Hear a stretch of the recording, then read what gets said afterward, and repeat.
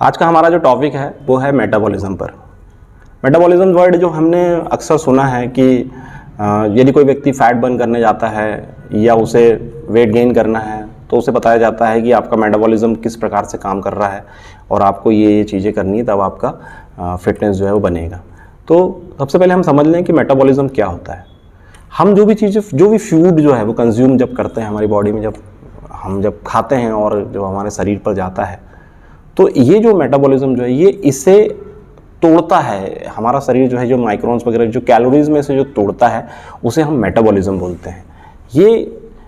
ये जो है ये डिपेंड करता है कि आपका स्लो है या फास्ट है या सही है।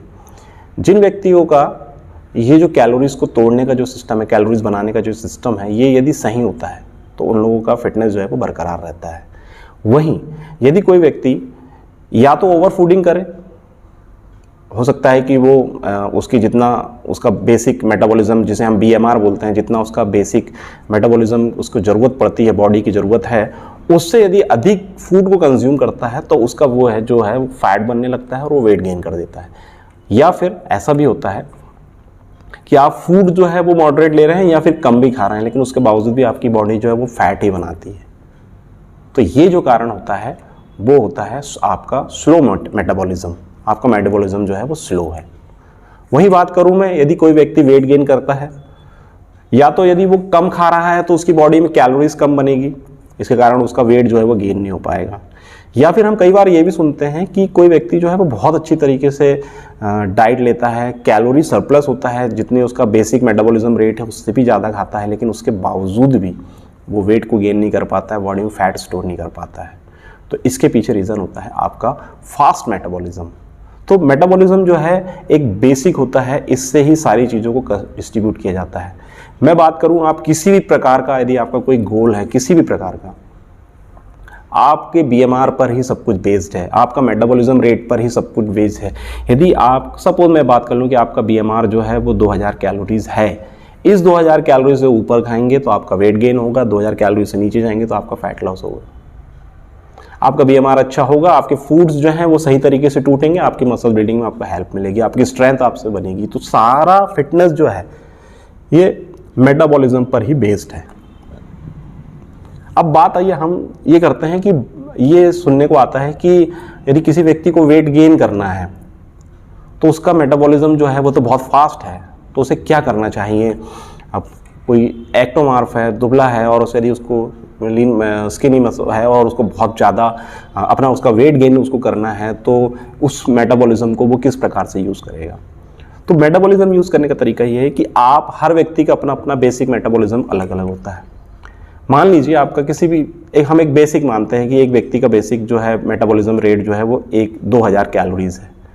इस 2000 कैलोरीज से वो व्यक्ति यदि 500 कैलोरीज पर डे, 200 से 500 calories per day, 1000 calorie per day यदि एक्स्ट्रा फूड कंज्यूम करेगा, एक्स्ट्रा कैलोरीज यदि आपकी बनाएगी, तो ये मेटाबॉलिज्म जो है वो आपकी बॉडी में स्टोर होगा एज ए फैट, इससे उसकी गेनिंग होगी।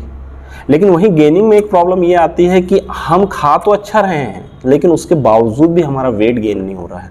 तो उसके लिए क्या करना होगा, तो इसके लिए आपको लगेगा बूस्टर्स। आपको कुछ आपकी जो कैलोरीज है, आपका BMR को बूस्ट करना होगा, आपको एक्सरसाइज के तरीके बदलने पड़ेंगे। तो यदि कोई व्यक्ति दुबला पतला है और यदि उसको वेट गेन करना है, यदि वो एक्टोमार्फ है, तो उसे किस प्रकार से क्या करना चाहिए वो मैं आपको बता दूं। सबसे पहले चीज़ आती है, यदि मैं बात करूं कैलोरीज़ की, तो कैलोरीज़ तो उसे 500 से 1000 कैलोरी उसको सरप्लस होना पड़ेगा। पहली चीज़ तो मतलब आपको कैलोरी सरप्लस रहना पड़ेगा।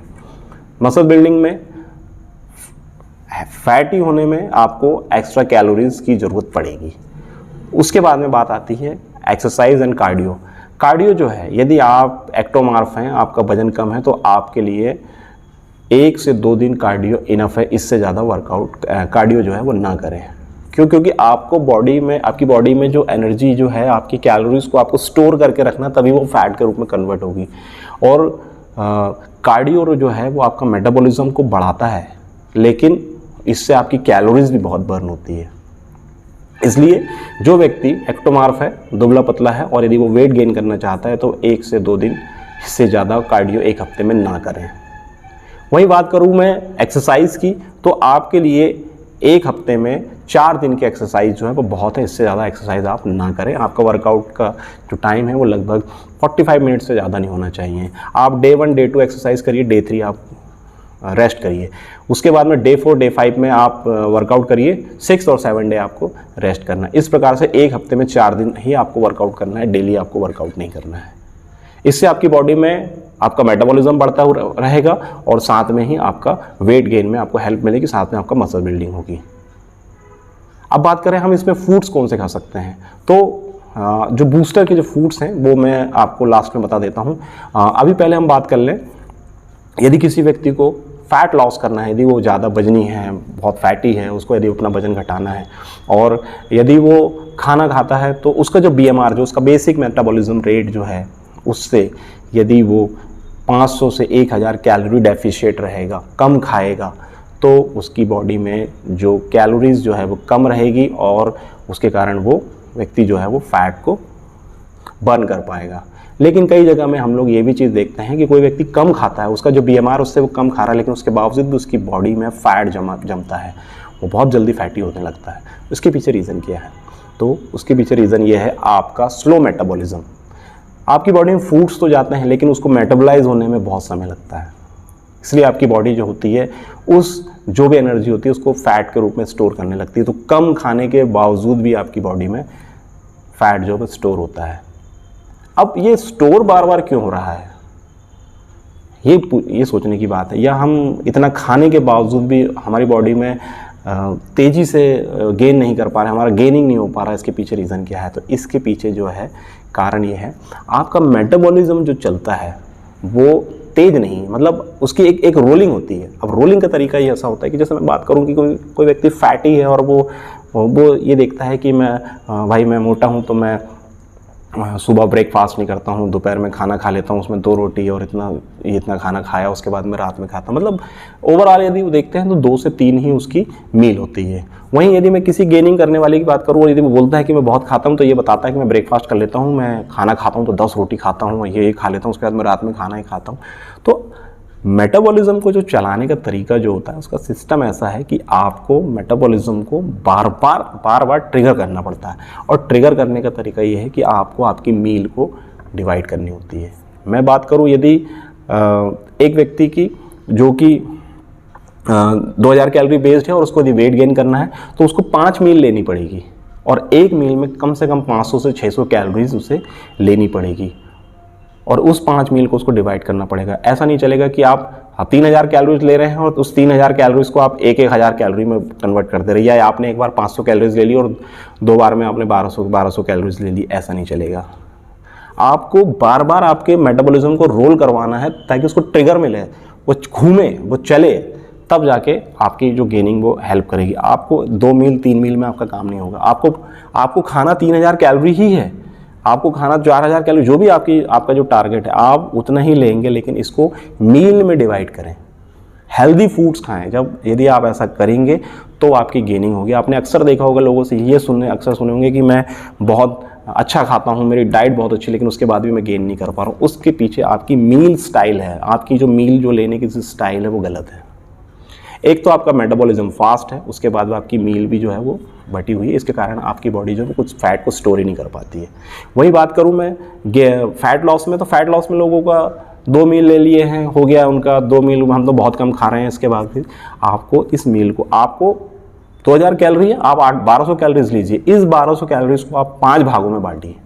आपको थोड़ा थोड़ा करके चलाना पड़ेगा, तब आपका मेटाबॉलिज्म जो रोल होगा और आपको फैट बर्निंग में हेल्प मिलेगी। एक बार में आपने बहुत सारा खा लिए कि मैंने मॉर्निंग में 200 कैलोरीज ली है, मैंने दोपहर के खाने में 500 कैलोरीज ली है और रात के खाने में 500 कैलोरीज ली है, तो मुझे ऐसे में आपका मेटाबॉलिज्म जो है वो वैसे ही स्लो है और आप स्लो कर देंगे।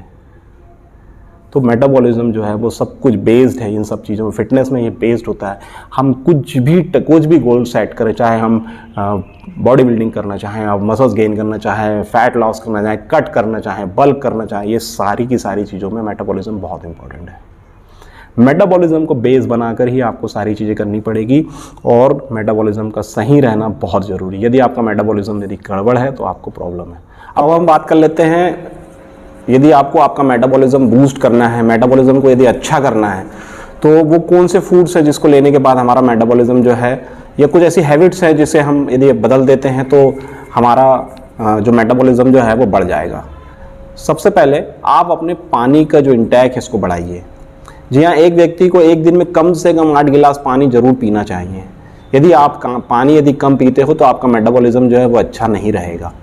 यदि आप चाहते हैं कि आपका मेटाबॉलिज्म बहुत अच्छा रहे तो आपको एक दिन में कम से कम 8 गिलास पानी पीना ही चाहिए, वो भी कम से कम, आप उसको बढ़ा भी सकते हैं। दूसरी चीज़, आप जो खाना खाते हैं, खाना खाने में आप खाने को थोड़ा सा तेज़ रखिए, हल्का सा। यदि आप तीखा खाते हैं तो इससे भी आपका मेटाबॉलिज्म बढ़ जाता है। यदि मैं बात करूं फूड्स की तो ग्रीन टी हम जानते हैं, ग्रीन टी जो है मेटाबॉलिज्म को बूस्ट करती है, फैट बर्निंग में आपको हेल्प करेगी। यदि हम फ्रूट्स में जाते हैं तो एप्पल जो है एक बहुत अच्छा हमारा मेटाबॉलिज्म का बूस्टर है। इसमें एंटीऑक्सीडेंट प्रॉपर्टी होती है जिसके कारण हमारी बॉडी जो है हमारे खाने को जो बहुत अच्छी तरीके से मेटाबॉलाइज करती है, और साथ में ही ये एंटीऑक्सीडेंट प्रॉपर्टी जो होती है हमारी फैट बर्निंग में भी हमारी हेल्प करेगी और मेटाबॉलिज्म को बढ़ाएगी।